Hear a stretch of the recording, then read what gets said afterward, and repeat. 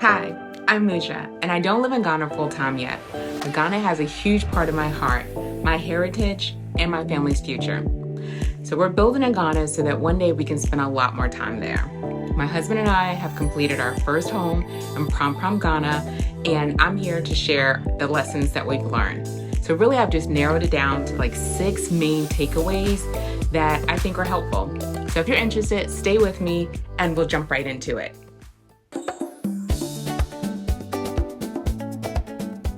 Okay, so let's get to it. Number 1, start with very clear, crystal clear intentions. What does that mean? Ask yourselves, why are you building, right? Be very clear.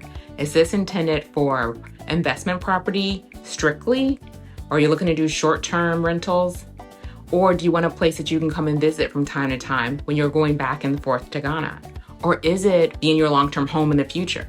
For us, it was all three. We knew that we were not in a place to relocate, our lives completely just yet. So we built our home and understood that we were building with the intention of a short-term rental.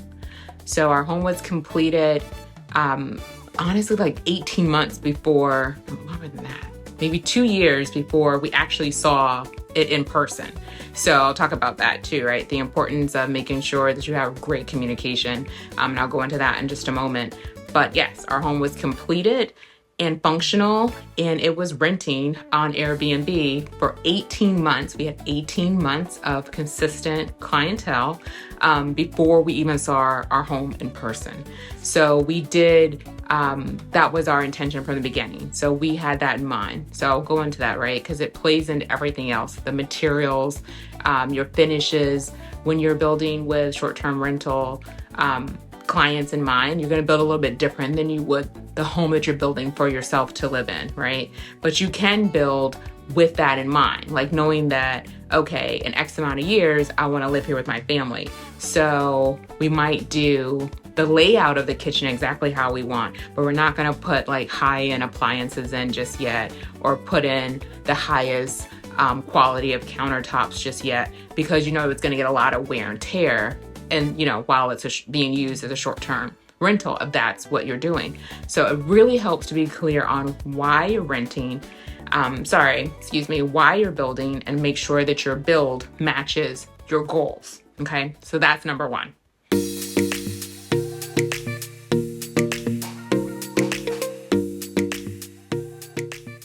Okay, so number 2 is probably the most important, just because I've heard so many horror stories, okay? Number 2 is pick the right builder, okay? It will make all the difference.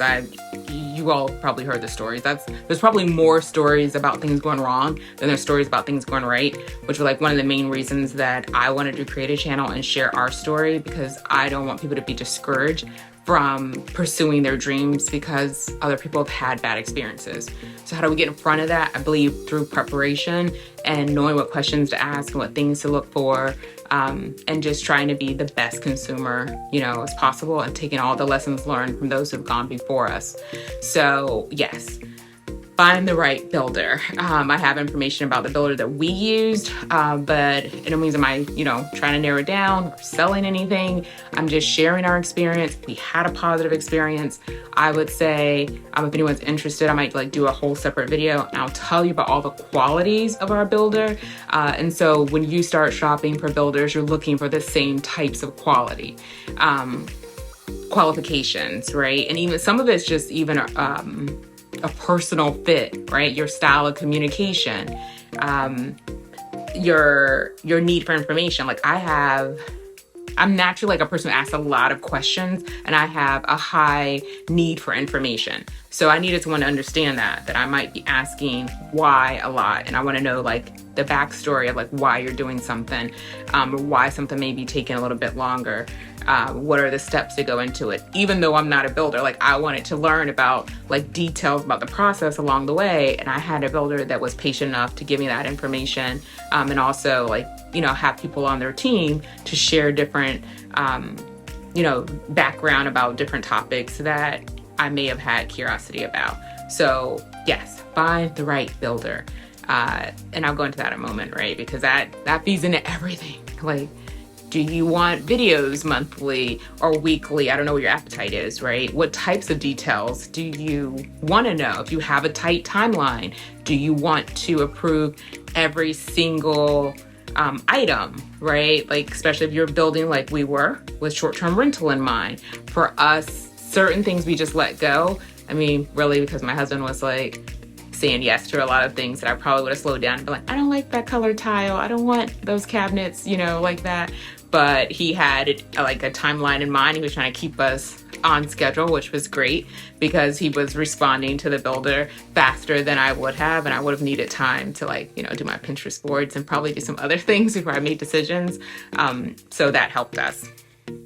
But those are all part of your relationship with your builder. So make sure that you pick the right builder up front, and establish that relationship up front and be clear about what your needs are, and make sure that you two have an understanding and that they feel like they can meet your expectations, and also be flexible, manage your expectations.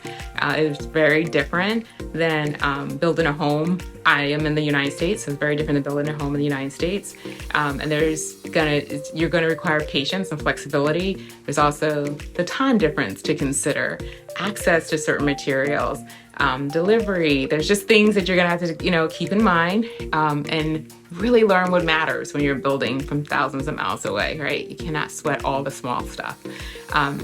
But again, I can't tell anyone else how to manage their process. I will say just pick the right builder that matches what you need so that you all can have a really good working relationship. This could be months of a working relationship. I'll go into a little bit later, but for us, it took 18 months to build our home, right? So that's a pretty long time. In the States, you see homes go up in a couple of months. So this is over a year. So quite a long relationship. You want to make sure that you start off on a good foot and that you guys are growing closer together throughout the experience, and not bumping heads.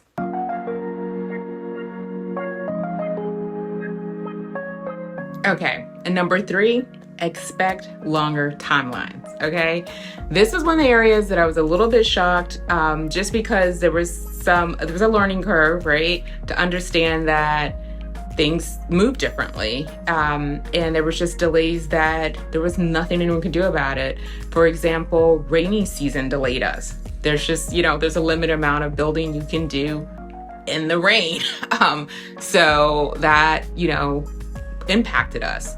So I would say, build in a little buffer. So like you have your targeted timeline, but let that timeline, add a month or two to that budget, that timeline that you've given yourself, just so that you're not inflexible should things shift. Also, you could be the reason for there being a delay, right? You might have a major change. For our story in particular, our floor plan was already created. Everything was agreed upon. I forget how many months we were already into the process, but I decided I wanted a swimming pool. So that changed things a lot. Luckily, I have a great relationship again with the builder, and he said, you know what, we'll make it work.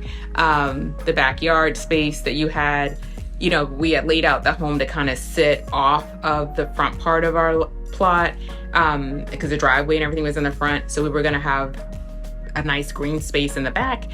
When I threw in that I wanted a pool, there went all the green space. And so that was a little bit kind of hard to picture from being so far away. The house wasn't really up yet. So he had to kind of give me an idea of what I was giving up to get what I wanted. Also, they just would have done some things in preparation of a pool had they known that was going to be part of the plan. So they had to work, backwards a little bit, to add the plumbing and electrical and all the things that a pool needs. So yeah, you can be the reason why your timeline is slipping as well. So just stay flexible. If you're on your own diaspora journey, you are not alone. Subscribe and come along. I've got more videos on building, budgeting, and navigating Ghana from thousands of miles away. Let's learn together and build with confidence. And if you're building too, or you've already built in Ghana, please share your lessons that you've learned in the comments. Your experience could be helping someone else, and you could help us too, because we're just getting started.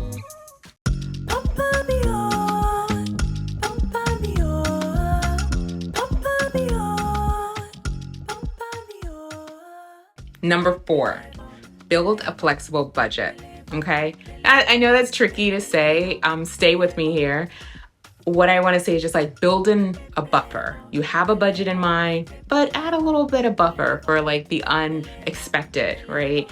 As many of you all are familiar with, the CD and the dollar, the CD to the dollar, right, can fluctuate. And so that can impact cost of materials. And like I said, right, you may also change your mind. There may be some changes that you want that you didn't initially plan for. And then you don't want to be so inflexible where you just got this hard budget that you didn't have any buffer. You can't make any changes. Nothing can go wrong. That's going to add stress to you, right? Like nothing you ever do in life is going to go exactly how you planned it. So go ahead and build in a little buffer for yourself, for your relationship with your builder, just so when it comes up, you're prepared. So not tons. I mean, of course you want your builder to stay in your budget. You want to stay in your budget. It's very easy when you're building to start dreaming and adding all these bells and whistles. So I'm not by any means, saying anything to that effect. I'm simply just saying like the small things that you can't control or account for, like the fluctuation of prices of materials. That's like a great example. So keep in mind, I would just say be flexible with your budget, but within reason.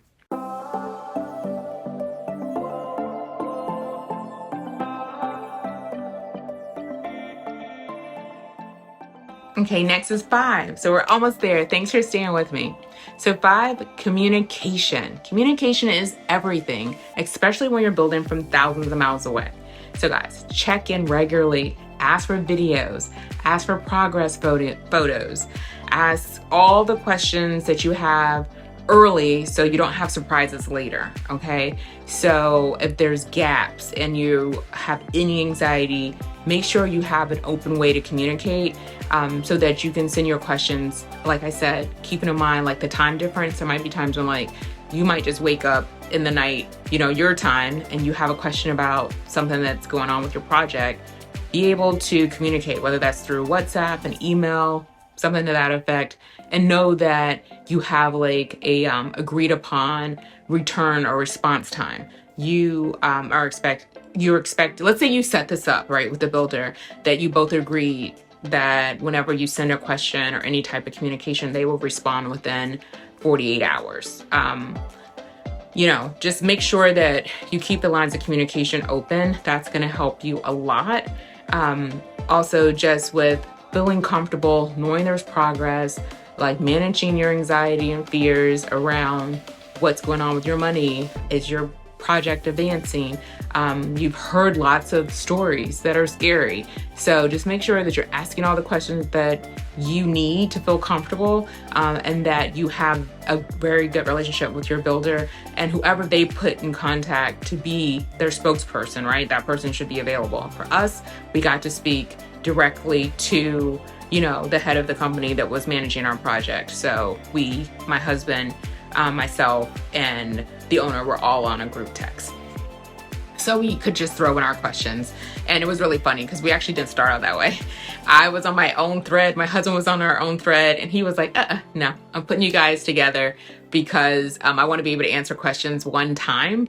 And, and you guys need to get on the same page too. Because, it's just different. Like I might be saying, what color tiles are you putting in the kitchen? And my husband had already told him, we don't need to approve it. Put in whatever you think is going to look great. Because he was more focused on like timeline and meeting a certain deadline and being able to, get a return on investment on this. And I was thinking with like, we know that, even though we don't know when, and it might be years down the road, we know that one day this will be like a home that we stay in. So I was thinking about things that I liked and I wanted to add. So anyway, we needed to get on the same sheet of music and make sure that our communication was consolidated and made easy for our builder. And that's what we did. So I encourage you again to make sure that you have an open line of communication and that you all agree on how you're communicating. And if you're doing this with a partner, make sure that the two of you are on the same sheet of music so that you're communicating one message to your builder.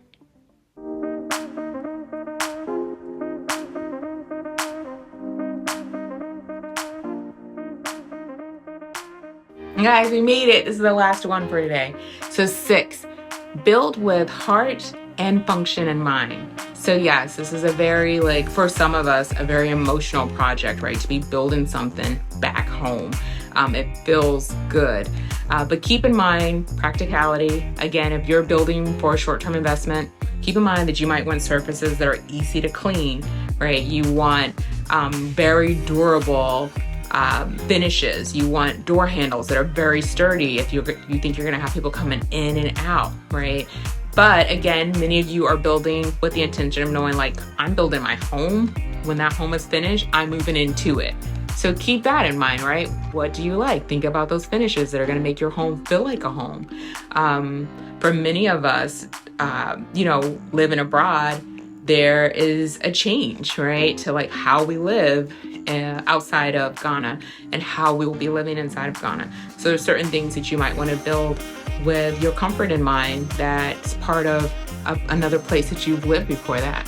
So just keep in mind that you do want to build with your heart, right? But also functionality. And again, it ties all the way back to the first nugget that I gave is really know why you're building. So knowing why you're building will also keep you in line with making sure that you're building with heart and function in the end.